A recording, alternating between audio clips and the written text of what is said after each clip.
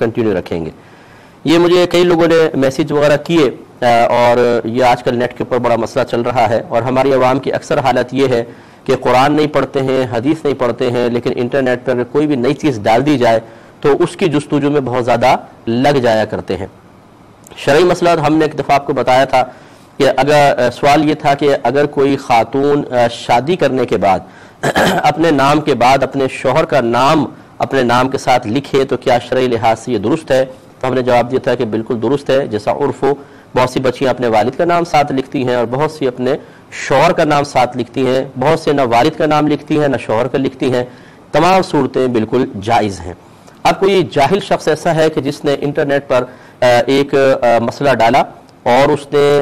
استدلال کیا ہے، یہ مسئلہ نکالنے کی کوشش کی ہے بعض احادیث سے، اور اس میں اس نے ٹھوکر کھائی ہے اور ہزاروں لوگوں کو گمراہ کرنے کا سبب بنا ہے، اور ایسا شخص گناہ کبیرہ کا مرتکب ہے، کیونکہ نبی کریم صلی اللہ علیہ وسلم نے ارشاد فرمایا کہ جو بغیر علم کے فتویٰ دے اس پر زمین و آسمان کے تمام فرشتے لعنت کرتے ہیں۔ اور ایک روایت میں ہے کہ نبی کریم صلی اللہ علیہ وسلم نے ارشاد فرمایا جو فتویٰ دینے میں جری ہے وہ جہنم میں جانے میں اتنا ہی جری ہے، بہادر ہے، یہ جہنم میں جائے گا۔ تو لہٰذا اچھی طریقے سے یاد رکھیں کہ بغیر علم کے فتویٰ دینا جائز نہیں تھا۔ اب اس جاہل نے اس طریقے سے کیا ہے جو میں اس کی جہالت آپ کو بتاتا ہوں۔ اس نے جو شخص ہے اس نے پہلے ایک سوال لکھا پھر اس کا جواب۔ سوال یہ لکھتا ہے کہ شادی کے بعد شوہر کا نام اپنے نام کے ساتھ لگانا کیسا ہے؟ پھر خود جواب دیتے ہوئے لکھتا ہے کہ جو عورتیں اپنے والد کا نام ہٹا کے اس کی جگہ اپنے شوہر کا نام اپناتی ہیں وہ غور کریں کہ یہ حرام ہے۔ مان لو کسی عورت کا شادی سے پہلے نام فاطمہ مقصود علی تھا اور شادی کے بعد اپنے شوہر کے نام کے ساتھ جوڑ کر فاطمہ ساجد رکھ دیا، یہ حرام ہے۔ اس کی اجازت نہیں کہ کوئی اپنے باپ کا نام ہٹا کر اپنے شوہر کا نام اپنے نام کے آگے لگائے، یہ کفار کا طریقہ ہے، ہمیں اس کو اپنانے سے بچنا چاہیے۔ اب اس نے جو حدیثیں لکھی ہیں کہ جس سے اس نے یہ مسئلہ نکالا ہے وہ لکھتا ہے کہ حضور علیہ السلام کی حدیث کی روشنی میں دیکھیں، رسول اللہ صلی اللہ علیہ وسلم کے ارشاد ہے جس نے اپنے نام کو اپنے والد کے نام کے علاوہ اپنے نام میں کسی دوسرے شخص کے نام کو جوڑا تو وہ اپنا ٹھکانہ جہنم میں بنا لے۔ ابن ماجہ کی روایت کے ساتھ لکھا ہے۔ دوسری روایت میں لکھا ہے کہ جس نے اپنی شناخت کسی اور کے ساتھ ملائی اس نے کفر کیا۔ جس شخص سے اپنے نام کو جوڑا جو اس کا باپ نہیں وہ اپنا ٹھکانہ جہنم میں بنا لے، بخاری کا حوالہ۔ اسی طرح ایک اور حوالہ دیتا ہے بخاری کا کہ حضرت سعد بن ابی وقاص یا حضرت ابوبکر رضی اللہ تعالیٰ عنہ نے کہا کہ حضور صلی اللہ علیہ وسلم نے فرمایا جو یہ کہتا ہے کہ وہ مسلمان ہے اور وہ کسی کے ساتھ خود کو جوڑتا ہے جو اس کا باپ نہیں، یہ جان کر کہ وہ اس کا حقیقی باپ نہیں، جنت اس کے لیے حرام ہے۔ آخر میں لکھتا ہے کہ اس سے زیادہ اور کیا وارننگ ہو سکتی ہے کہ یہ کفار کا طریقہ ہے۔ حضرات یہ کفار کا طریقہ تھا اور آج ہماری بہنیں بڑے شوق سے اس طریقے کو اپنا رہی ہیں اور اپنے آپ کو جہنم کا ایندھن بنا رہی۔ تو اب یہ دیکھیے یہ جہالت کی انتہا ہے۔ یہ جتنی بھی حدیثیں ہیں یہ سب کے سب ان لوگوں کے بارے میں ہیں کہ جنہوں نے اپنے نسب کو جان بوجھ کر بدل لیا۔ عربوں میں یہ قاعدہ قانون تھا کہ عرب لوگ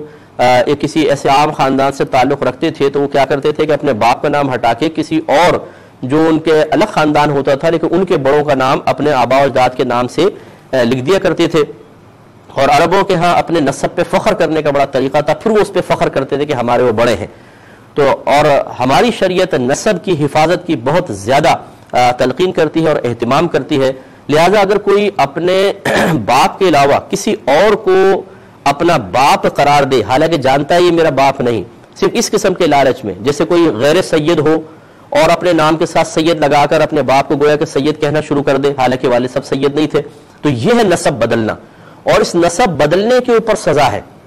اسی لیے دیکھیں میں نے یہ حدیث ابن ماجہ کی 2609 نمبر حدیث کے پاک ہے، یہ میں نے نکالی، میں آپ کو دکھاتا ہوں کہ حضرت ابن عباس رضی اللہ تعالیٰ عنہ کہتے ہیں قال رسول اللہ صلی اللہ علیہ وسلم کہ نبی کریم صلی اللہ علیہ وسلم نے ارشاد فرمایا کہ من انتسب الی غیر ابیہ، جس نے اپنے آپ کو اپنے باپ کے علاوہ کسی شخص کی طرف منسوب کیا،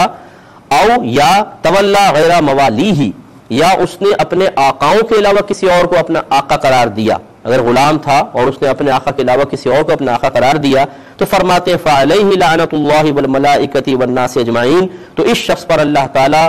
ملائکہ یعنی فرشتوں اور تمام لوگوں کی لعنت ہوگی۔ تو یہ حدیثیں وہاں لائی گئی ہیں جہاں پر کوئی اپنے باپ کو بدل لیتا ہے۔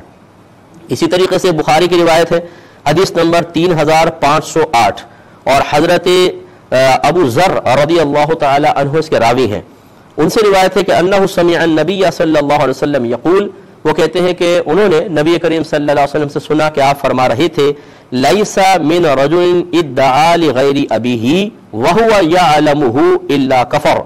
کہ کوئی بھی شخص ایسا نہیں کہ جو اپنے باپ کے علاوہ کسی اور شخص کے لیے باپ کا دعویٰ کرے حالانکہ یہ جانتا ہے کہ میرا باپ نہیں ہے، مگر اس نے کفر کیا۔ وَمَنِ ادَّعَا قَوْمًا لَيْسَ لَهُ فِيهِمْ فَلْيَتَبَوَّأْ مَقْعَدَهُ مِنَ النَّارِ، اور جس نے کسی ایسے قوم کا دعویٰ کیا کہ میں اس قوم سے ہوں حالانکہ وہ ان میں سے نہیں ہے، تو اس نے اپنا ٹھکانہ جہنم کی آگ میں بنا لیا۔ خلاصہ کلام یہ ہے کہ جتنے سننے والے ہمارے بھائی اور بہن ہیں کہ یاد رکھیں کہ یہ اصل میں نسب بدلنے والے کے لیے ہے، اور لڑکی اگر اپنے شوہر کا نام لکھتی ہے، مثال کے طور پہ اگر فرض کر لیں فاطمہ ہے اور والد صاحب کا نام اکرم ہے، تو یہ لکھے گی فاطمہ بنت اکرم، ٹھیک ہے نا، اور یا پھر بنت ہٹا کے ہمارے یہاں فاطمہ اکرم لکھ دیا جاتا ہے، لیکن مراد یہ ہوتا ہے فاطمہ بنت اکرم۔ اب اگر وہ شوہر کا نام لکھ رہی ہے اور بنت کہنا مقصود ہی نہیں، اپنے وہ شوہر کا نام لکھ کے کیا یہ کہنا مقصود ہوتا ہے کہ میرا باپ ہے؟ لازم سی بات ہے کہ نہیں۔ تو اس کا مطلب ہے کہ خواتین اگر اپنے شوہر کا نام آگے لکھتی ہیں تو نسب بدلنا مقصود ہی نہیں ہوتا، اور یہ تمام حدیثیں تو اس کے بارے میں جو نسب بدلتا ہے جان بوجھ کر، اس کا مطلب یہ ہوا کہ اس نے نبی کریم صلی اللہ علیہ وسلم پر جھوٹ باندھا ہے۔ جو نبی پہ جھوٹ باندھے گویا کہ خدا پہ جھوٹ باندھتا ہے، اور جو اللہ تعالیٰ اس کے رسول پہ جھوٹ باندھے وہ ٹھیک جہنم میں جائے گا۔ تو ایسا شخص اگر مجھے سن رہا ہے، اللہ کی بارگاہ میں توبہ کرے، قوم کو گمراہ نہ کرے، فوراً توبہ کرے اور اعلانیہ طور پہ کہے کہ یہ میں نے غلطی کی ہے اور آئندہ میں ایسا نہیں کروں گا۔ اور جتنے ہمارے جو بیچارے عوام ہیں جو بالکل معصوم سے بن کر اس قسم کی چیزوں کو لے کر اور پریشان ہو جاتے ہیں، انہیں چاہیے کہ وہ بھی اللہ کی بارگاہ میں توبہ کرے۔ جس نے اس کو آگے فارورڈ کیا، سمجھ لو اس نے گناہ کا کام آگے فارورڈ کیا، وہ بھی توبہ کرے اور اس قسم کی کسی باتوں پہ توجہ نہ کیا کرے۔